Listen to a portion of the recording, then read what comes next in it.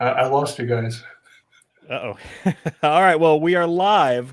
So, good morning, everyone, and welcome to the May UTA, our second virtual UTA weekend. So, rules of engagement are going to be the same as last month. If you have any questions for the command staff here in the stream, go ahead and ask them in the live chat. You can, if you're watching on a phone, you got to double click the video to actually get the live chat to come up.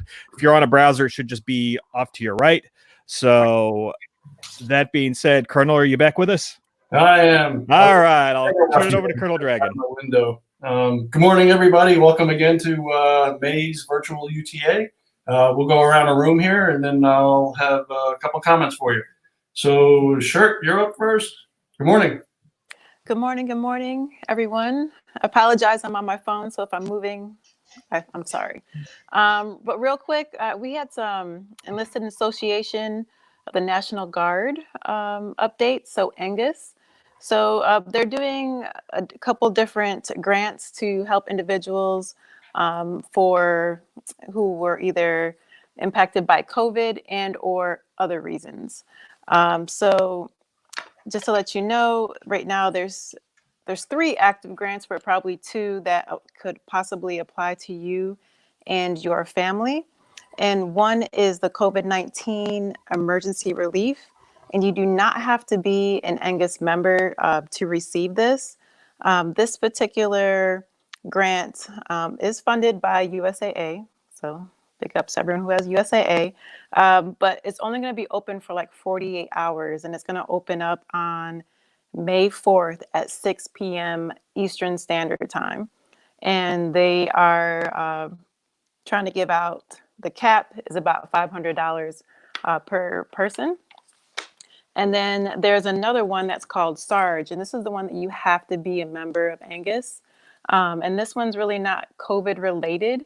However, it does help individuals for financial expenses, basically more so that aren't covered by insurance. So if you had some type of disaster, you lost your car, lost your job, things like that. But that also, this one's open now. And again, it does have a $500 cap, but you do have to be a member of Angus.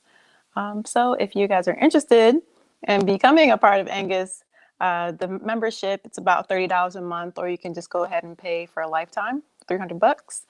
And right now, New Jersey only has about 37 of its National Guard members enrolled. And it's an awesome program. Gets you lots of discounts. Right now, they have 9 scholarships open, and I'm going to post this in Slack. But right now, those deadlines for those scholarships most of them are ending on the 15th of May. A couple of them have some extensions, but for the most part, May this month. Again, these people, they put in so much work for us. They're always lobbying for our benefits. And again, I'll post more information on Angus on Slack. But other than that, I hope you guys all have a great weekend. Reach out to me if you need me. All right, thank you. Next up is Chief. Hey, everybody. Welcome to our second virtual UTA. I want to give a co-plug for the Angus organization and their scholarships. Historically, very few people apply for those scholarships. So if you join and apply, you probably got a 50-50 shot at a scholarship. I'd like to start out with an update on where we are as far as our COVID response for the New Jersey Air National Guard. We've got a little over 70 folks in the Air National Guard supporting the missions in the state, the mobile testing centers, the VA home support, the mobile medical teams, and the mortuary affairs. So there is a chance that that's going to plus up because they're looking at providing perhaps additional support to private or state elderly homes, because that's, as you've seen in the news, that's the place where the COVID is really running rampant. In our 3 VA homes, we've had over 100. We've had 108 veterans pass away during this COVID epidemic. Important to note that those aren't all COVID related. So these are huge facilities. The total staff's 3,000 people. But again, it is a tragedy, and there are a lot of cases of COVID in the VA centers, and they're looking for help.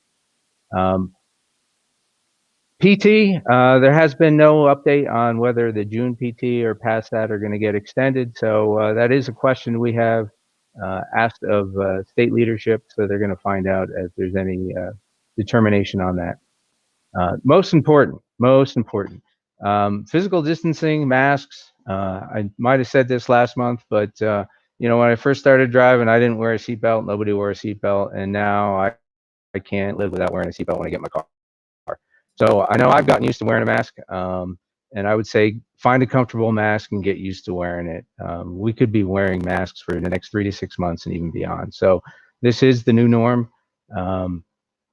Get used to it. And again, physical distancing is not social distancing. So I know I spent probably a half hour sending goofy gifts to all my friends on texting, and my wife just told me to stop it because I was out of control, laughing and giggling. Might have been a couple home brews in me at the time, but you can still have fun in the new environment. And please take care of yourself, stay connected, and if anybody needs anything, please reach out to me. Have a great UTA. Awesome. All right. Thank you, Chief. All right, Jordan, what you got?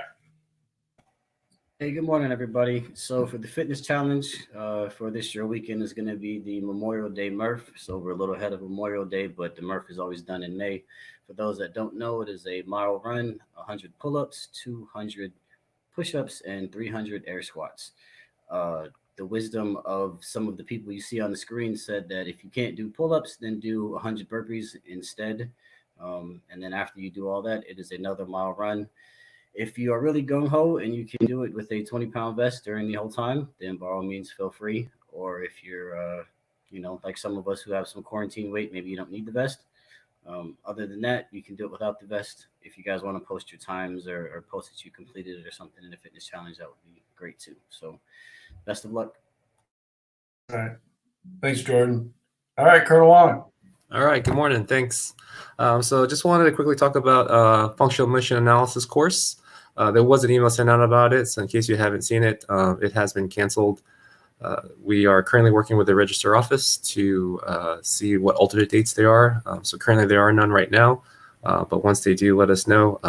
We'll go ahead and schedule that and let everybody know when that's going to happen. We hope that's going to happen before a MOB, but if it happens during a MOB, that's okay too. So we're just going to try to stay flexible on that. The next thing I had was about mobilization. So for more for our mobilizers, we still have our validation event. That's still going to happen. So with that, we're still going to go with our Green Dragon dry run. So that's scheduled for a weekend in June. So with that, we want to give our folks plenty of time to go through a sortie to kind of get them the reps that they need. If folks are worried, we have plenty of space floor on the SOC. We still have a small crew that's going to be out there doing the sortie with even with white cell and the red cell. So we'll be able to have our separation. If we don't have our separation, like the chief said, you know, get used to wearing masks. If we're in close proximity, we'll go ahead and put on masks if we are close to each other. So that is still scheduled to happen in June. And then our second dry run, it will be in August. And just last thing I want to talk about was our mobilization orders. So we've been working really hard. FSS folks, Sergeant Cross, Airman Hall, the leadership staff have been in constant contact with NGB, ACC, FSS every day, either through a phone call, email, or trying to get a hold of them, figure out what's going on. So just as an update right now, we're still waiting on orders for our AGR members, still waiting on orders for our non-commuters, as well as our volunteer folks. We did get some progress on a couple orders the past couple of days. So Airman Hall was able to push a couple of orders after some reenlistments were done last month. But we still have 2 folks who need to do reenlistments, and once that happens, then we'll go ahead and push those 2 orders out. But just let you know that that's our main priority right now, is working on the issues with the mobilization orders. That's it. Back to you, Walt. All right, cool deal. Thanks, Lou. All right, so again, welcome. I want to let everybody aware that Guttormson wrote a letter for all his OG personnel. I think most of you should have it in your inbox. One, he wanted to express his gratitude and dedication, your dedication and your perseverance. He also wanted to remind us of our three main priorities right now: is protect our folks, protect our mission, and protect our community. Please read it, and if you have any questions, let me know. All right, so next, I'd like to recognize our promotees again. So first, I want to congratulate and recognize Airman First Class Sanchez.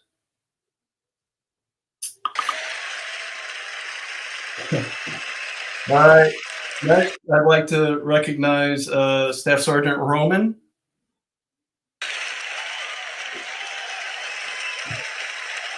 And last but certainly not least, Captain Spence.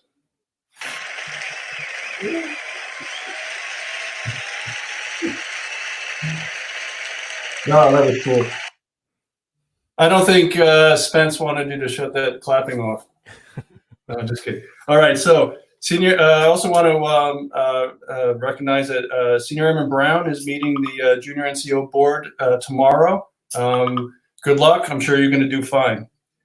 So also this weekend we got some ancillary training to do, SAPR and suicide prevention. And so here's the thing. Here's the thing I'm worried is that we handed you some training and then we gave you a questionnaire. So, and I know because you're probably going to do the same thing that I thought I was going to do when I started doing this training, is that I'm going to listen for the answer. I'm going to write it down. I'm not going to pay attention to what's going on. So I challenged myself to just pick out 3 things, and I'm going to write them down in my book about each different training, so I know that I'm making this training meaningful. Because believe me, this will come into play someday in your career. If you're a supervisor, which everybody in the military is going to be, this will affect you, and you will need this training. So I'm just going to share with you what I wrote down for my 3 things. Is number 1, for the suicide prevention, I picked out the military crisis line. It's 800-273-8255. And you know what I did? I hard-coded it in my cell phone. The next thing, I reiterated, and I always understood this, is understanding somebody's baseline, understanding your wingman's baseline. It's so important to understand somebody's temperament, how they go, their moods, and all that other stuff. Because number 3, what I wrote down here is understanding the baseline. You can know when somebody's off. And it doesn't mean that you got to float the red flags or anything, but it may drive you to pay particular attention to that person for a while, just to make sure they're okay.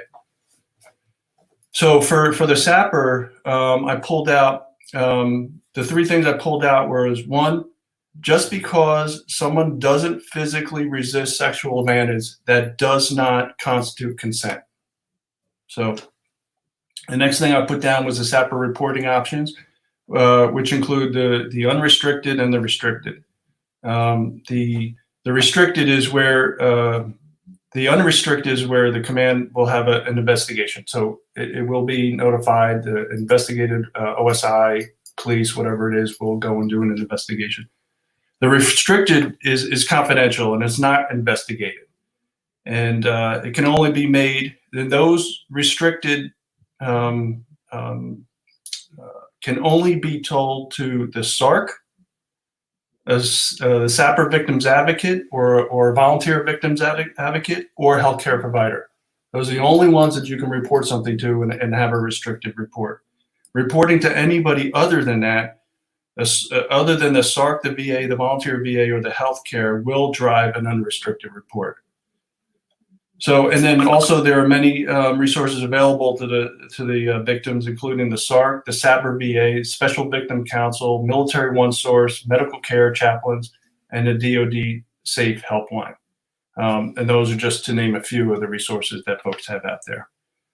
So again, I just challenged myself to not look as more training. I'm just looking for the answers. I really dove in there and just tried to get something out. And I challenge you guys all to do the same thing. So please let me know if you have any comments or concerns with that.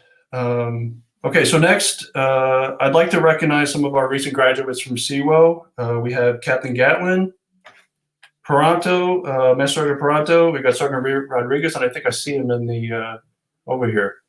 I think he's on that call over here. And Sergeant Conaby. Let's have a round of applause for those folks.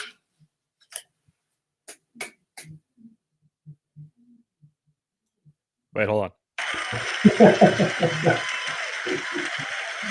All right, and then currently we have Sergeant Kovac at 3DOX3 Cybersecurity School, and we have Lieutenant Valentine leaving tomorrow, I believe, going down to Hurlburt for CWO as well. Wish them all luck. And on deck, we got Lieutenant Miranda is heading off to UCT, and I think she'll be at UCT before next drill. So I also want to give a shout out to our cyber crew who's running the Maple Range sortie this weekend. This sortie has a lot of visibility from Colonel Gatornsman and Colonel Cosgrove and all the way up the chain. This is good stuff that we're doing, these virtual sorties. It's making sure that you guys can stay effective. And as Colonel Wong said, talking about reps, and we're proving that we can do this virtually. Very resilient. So I want to wish everybody luck on that. And Captain Spence actually called me last night because he was a little worried about this Dragon Cup. So I just want to let everybody know it is up for grabs. So good luck to that crew. Okay, so next thing I have on my list here is June drill. I don't know exactly what it's going to look like. So I don't know if it's going to be virtual. I don't know, or we'll do it at the squadron.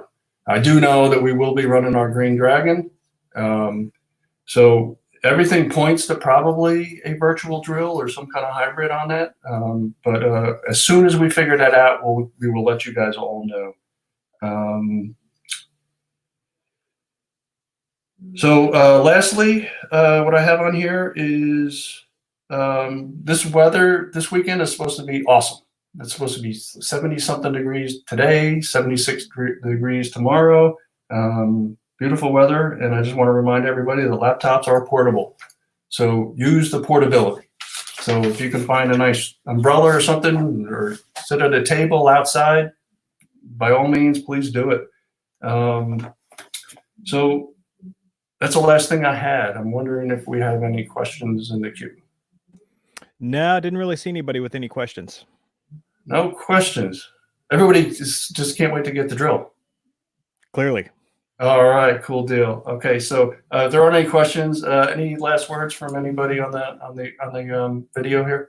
Just real quick. So if anybody came in late and you missed the beginning, all of these videos are saved to this YouTube channel, so you can always go back and rewatch if you missed something or you just came in a couple minutes after. Okay, awesome. Awesome. Okay. All right, everybody. Have a great and awesome drill weekend. And if anybody needs me, you should have my cell phone, my email, whatever you want to do. Just reach out to me. All right, everybody. Have a great drill, and we'll see. I think we'll see everybody back here at 1600 on Sunday. Awesome. All right, guys. Have a great day. Have a great day. Good weekend. Bye.